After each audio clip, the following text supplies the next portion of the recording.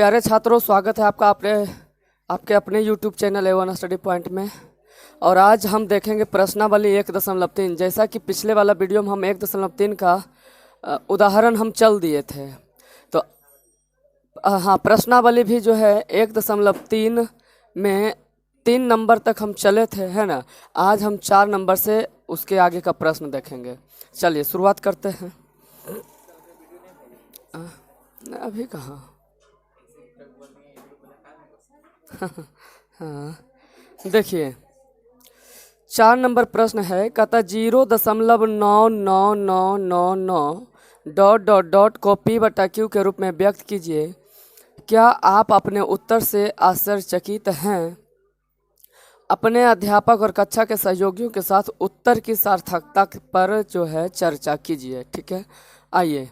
बोला है 0.999 को P/Q के रूप में व्यक्त कीजिए। ध्यान दीजिएगा, देखिए यहाँ से प्यारे हम लिखेंगे कि माना कि x बराबर 0.999 ... है ना। इसे मानेंगे समीकरण 1। इसे हम ऐसे भी लिख सकते हैं, या इसको ऐसे भी लिखेंगे 0.9 पर रेकरिंग, है ना। चूँकि 9 जो है बार बार रिपीट हो रहा है, तो हम 9 पर रेकरिंग भी दे सकते हैं। ठीक है, आगे बढ़ते हैं। तो अब हम क्या करेंगे प्यारे, यहाँ से कि दोनों तरफ लिखेंगे, दोनों तरफ देखिए कई गो अंक रिपीट किया है, यहाँ हम लिख देते हैं 0.9 पर रेकरिंग, तो 1 तो देवे करेंगे, है ना। और 1 अंक रिपीट बार बार करेगा, मतलब एगो पर रेकरिंग है तो एगो 0 देंगे, से गुना करने पर। ठीक है, तो x था तो 10 से गुना करेंगे तो 10x हो जाएगा। आई यहाँ 10 से गुना करेंगे तो 0.999 ... उसके बाद ये हो जाएगा प्यारे 10x अब बराबर 9.999 ... समीकरण 2। ये था प्यारे समीकरण 1 और ये है समीकरण 2। अब यहाँ से हम लिखेंगे समीकरण 2 में 1 को घटाने पर, या घटाने से लिख देते हैं, है ना। चलिए, तो ये हो जाएगा प्यारे 10x बराबर 9.999 ... समीकरण 1 ये वाला है। x बराबर 0.999 ... चलिए, तो 10x में से 1x घटेगा तो 9x बचेगा, और 9 में से 9 में से 0 जाएगा तो 9.9 में से 9 गया 0 0 0 0। तो यहाँ से हो गया प्यारे 9x बराबर 9, यही ना, 9x बराबर 9, तो x बराबर 9/9 कटेगा तो 1, यानी कि x बराबर जो होगा x बराबर 1, x बराबर 1। चलिए यहाँ तक इसको नोट कीजिए, उसके बाद अगला प्रश्न पढ़ते हैं। चलिए देखिए बुआ, अगला प्रश्न 5 नंबर क्या प्रश्न कहता है। कहता है 1/17 के दशमलव प्रसार में अंकों के पुनरावृत्ति खंड में अंकों की अधिकतम संख्या क्या हो सकती है? अपने उत्तर की जांच करने के लिए विभाजन क्रिया कीजिए। ठीक है, देखिए बोला है 1/17। अच्छा, नहीं 1/17, 1/17 है ना। इसका मतलब ये है प्यारे कि 17 से भाग देना है 1 में, 17 से भाग देना है 1 में। चलिए, तो यहाँ 0 देंगे, यहाँ भी 0, यहाँ दशमलव दिए, है ना, तो यहाँ भी 0। ठीक है, 1 मिनट।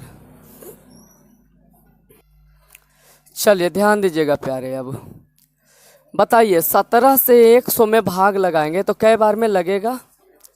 17 × 5 = 85, 8 5, यहाँ हो गया 15, 0। बताइए कै बार में लगेगा? 8 बार में। 17 × 8, 17 × 8, लो, किसी को नहीं पता है? किसी को नहीं। 10 में से 6 गया तो 4, 4 में से 3 गया 1, 1 में से 1 गया 0, फिर यहाँ 0। अब बताओ कै बार में? 136। यहाँ बचेगा 4, यही ना? फिर यहाँ 0 उतारेंगे। 17 दूना 34, बचेगा 6, 0। 17 कै बार में हो जाएगा जी? 17 तिया 51, यही ना? यहाँ बचेगा 9। देखो प्यारे, अब इस 9 को हम यहाँ लिखेंगे इसलिए कि अब नीचे 9 में भाग लगाएंगे तो कटेगा, वीडियो में आ नहीं पाएगा, इसलिए 9 को हम यहाँ लिखे और 0।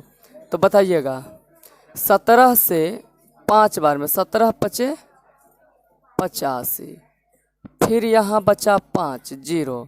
17 17 तिया 51, 17 दूना 34, फिर 6, 0।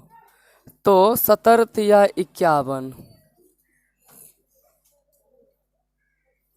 फिर तो बात लग रहा है कि यहाँ से ये रिपीट कर रहा है। देखिए तो 0। 17 पचे 85, है ना? 17 पचे 85। सॉरी प्यारे, देखो यहाँ पर मिस्टेक हो गया था, यहाँ पर हम 6 लिख दिए थे, है ना? जो कि 50 में से 34 घटेगा तो 16 होगा, यहाँ मिस्टेक से लिखा गया था 6 सिर्फ। चलिए उसको माइंड नहीं करना है। 50 में से 34 जाएगा प्यारे तो 16 होगा, उसके बाद यहाँ 0 देंगे तो कितना हो जाएगा? 17 नामा 53 से ना 9 बार में 1 5 3, ठीक है। अब यहाँ पर कितना हो जाएगा? 7 ना जी? 7 हो गया, ये 0 ये 0, यहाँ पर 0 दे देंगे तो बताइएगा कितना हो जाएगा? 17 चौके 68, 6 और 8 हो गया, तो यहाँ पर हो जाएगा कितना? 2। तो इस 2 को प्यारे हम यहाँ लिखेंगे इसलिए कि नीचे कट जाएगा, ठीक है, नीचे पता नहीं चलेगा। तो 2 0 यहाँ है। तो अब बताइए, एक बार में लगेगा 17, तो यहाँ बचेगा 3 और 0, तो फिर हो जाएगा एक बार में 17, तो यहाँ बचेगा 3 1, फिर यहाँ 0, तो कितना हो जाएगा? 17 पचे 85, 17 पचे 85, 17 छक्का 2 तल से 17 सत्ते 19 से 7 बार में 119। यहाँ हो जाएगा 10 में से 9 घटेगा 1, 2 में से 1 जाएगा तो 1 और 0 हो जाएगा ना? अब कै बार में लगेगा? 17 पचे 85, 17 छक्का 2 तल से 102, यहाँ लगेगा 8, 0। कै बार में? 17 दूना 34, 17 तिया का 17 चौका 68, 68 6 8, फिर यहाँ 2 0, 17 एकम 17। चलिए इस 20 को हम यहाँ लिखेंगे, यहाँ तो 17 एकम 17 हो जाएगा ना? फिर यहाँ 3 0। ओ भाई मेरे, बार बार मिस्टेक कैसे हो रहा है जी? ओहो, 80 में से 68 जाएगा प्यारे तो बचेगा 12, 12 बचेगा, 12 12 पर 0 देंगे, फिर लगाएंगे तो 17 17 सत्ते 19 से ना 119, फिर बचा 1, कहाँ से?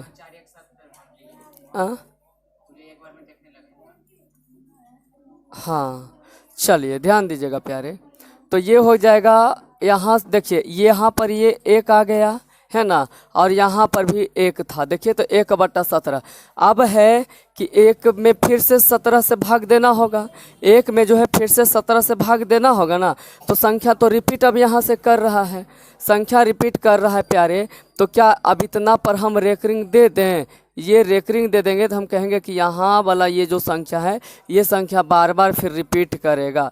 फिर 7 आया, फिर 7 के बाद फिर 5 0 5 आएगा, फिर 8 8 2 3 5 2 9 4 1 1 7 6 4 7, ये संख्या फिर से रिपीट करने लगेगा। चलिए ये आपका राइट आंसर हो गया। प्रश्न में क्या बोला था, एक मिनट, प्रश्न में बोला था कि विभाजन क्रिया कीजिए, अपने उत्तर की जांच करने के लिए विभाजन क्रिया कीजिए। तो ये लो हमने विभाजन की क्रिया कर दिया, उतार लीजिए इसको। चलिए दोस्तों देखिएगा प्यारे जरा, कहता है 6 नंबर प्रश्न में कि P बटा Q जहाँ Q does not equal to 0 के रूप में, किताब है ना खोले हुए, किताब नहीं तो बोर्ड पर प्रश्न दिख रहा होगा, है ना। देखिए कहता है P बटा Q के रूप की परिमेय संख्याओं के अनेक उदाहरण लीजिए। अनेक का मतलब ढेरों सा लेना है। लीजिए जहाँ P और Q पूर्णांक है। देखिए भाई हम कोई नोट्स नहीं पढ़ रहे हैं, हम तो भाई पढ़ रहे हैं, ये देखिए। अरे बकलोलबा दूसर किताब दे ना रे अब बुतरू के की देखाबे, देखो है फटल का किताब दे दिया था। कहाँ ये सब में बढ़िया गुणधर्म नहीं है जी, है ना। देखिए हम जो है ना प्यारे, ये वाला देखिए किताब पढ़ रहे हैं, है ना, किताब से प्रश्न, है ना। तब ऐसा नहीं लगता होगा कि उधर क्या पढ़ रहे हैं, तो हम यही किताब यहाँ रखे हुए हैं, यही किताब पढ़ते हैं, है ना। कहाँ, चलिए आगे बढ़िए। कहता जहाँ P और Q पूर्णांक है जिनका एक के अतिरिक्त अन्य कोई उभयनिष्ठ गुणनखंड नहीं है, जिसका शांत दशमलव निरूपण प्रसार है। मतलब यदि भाग देंगे तो शांत हो जाएगा। शांत कहने का मतलब पूरा पूरा कट जाएगा, है ना। क्या आप यह अनुमान लगा सकते हैं कि Q को कौन सा गुण अवश्य संतुष्ट करना चाहिए। समझिए प्यारे, एक बात बताए थे हम नोट पॉइंट में, क्वेश्चन नंबर 6 में। देखिए नोट पॉइंट हम बताए होंगे कि शांत होने के लिए जो है ना प्यारे, यदि कोई भिन्न P बटा Q के रूप में है और ये शांत में है, शांत आवर्ती है, तो हर में जो है 2, 5 या 2 और 5 दोनों को होना चाहिए। ठीक है, ध्यान दीजिएगा।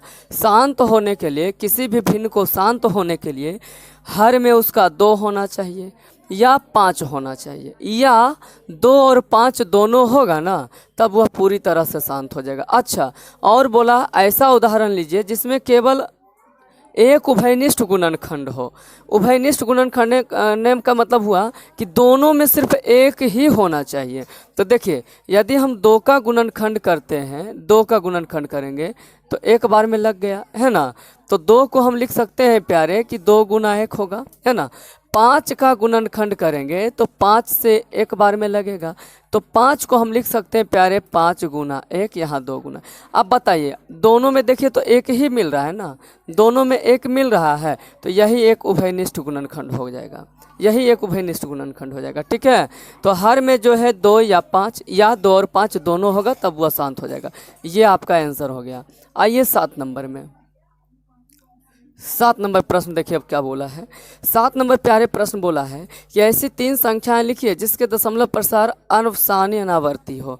मतलब कि परिमेय संख्या नहीं हो, है ना, वो अपरिमेय संख्या के रूप में हो सकता है। जैसे में हम क्या बोल सकते हैं कि देखिए 0.1,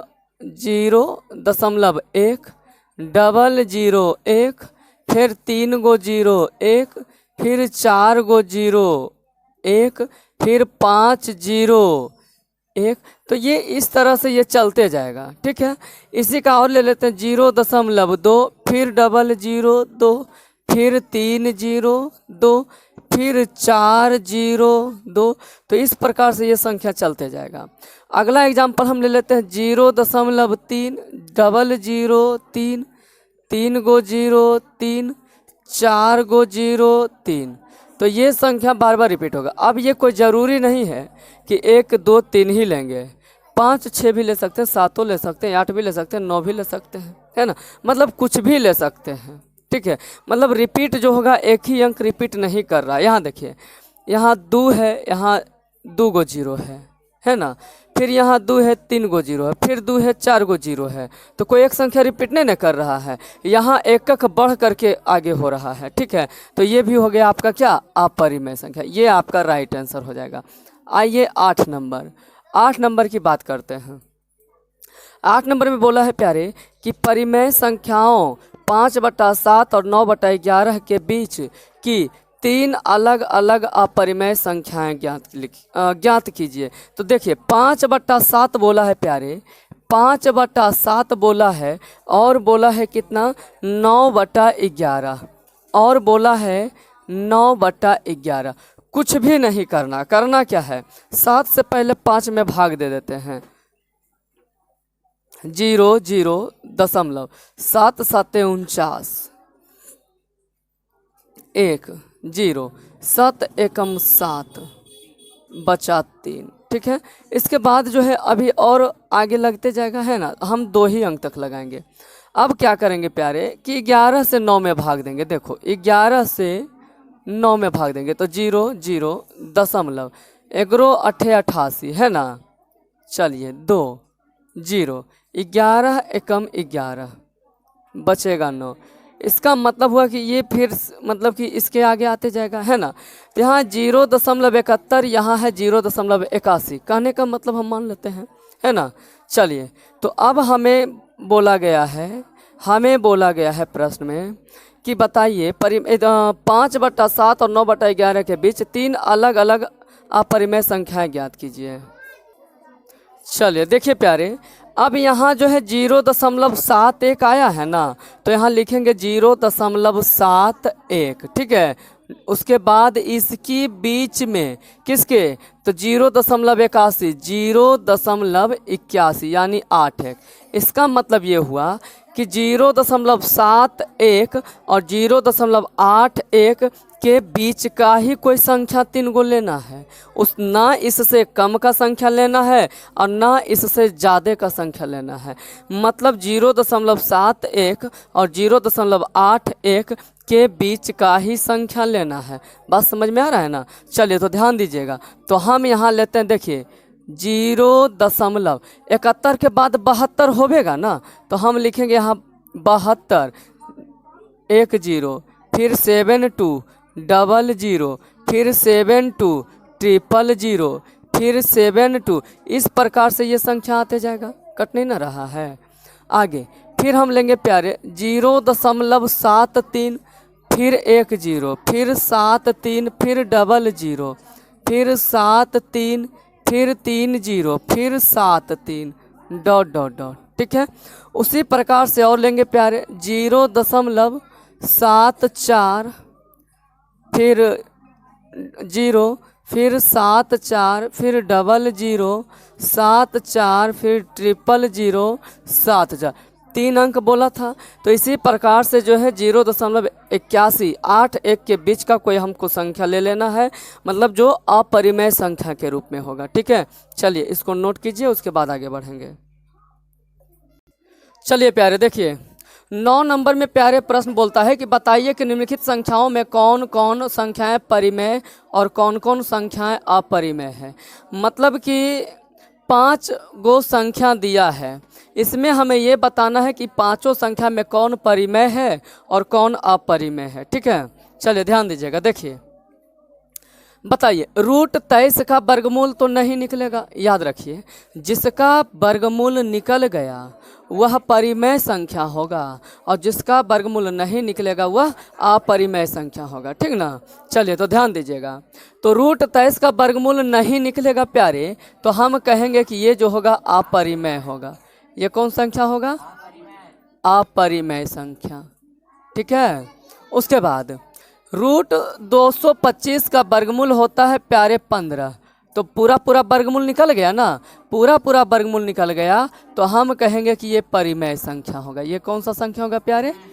परिमेय संख्या होगा। बताओ कोई दिक्कत हो गया क्या?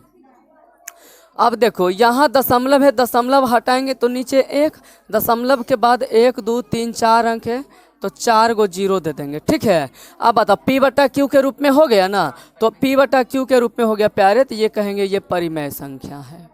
ये क्या हो जाएगा? ये परिमेय संख्या। 4 नंबर में आइए 7.478 देखो, तो इसको हम ऐसे भी लिखेंगे 7.478 पर रेखरिंग है ना, और जिस पे रेकरिंग आ गया वह परिमेय संख्या हो जाएगा। जिस पर रेकरिंग आ जाएगा वो परिमेय संख्या होगा। तो प्यारे हम कहेंगे कि ये परिमेय संख्या हो जाएगा।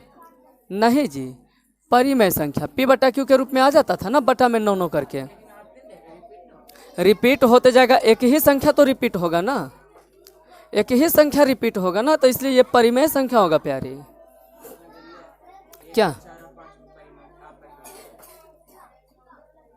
अरे भाई 4 7 8, 4 7 8 परिमेय संख्या है।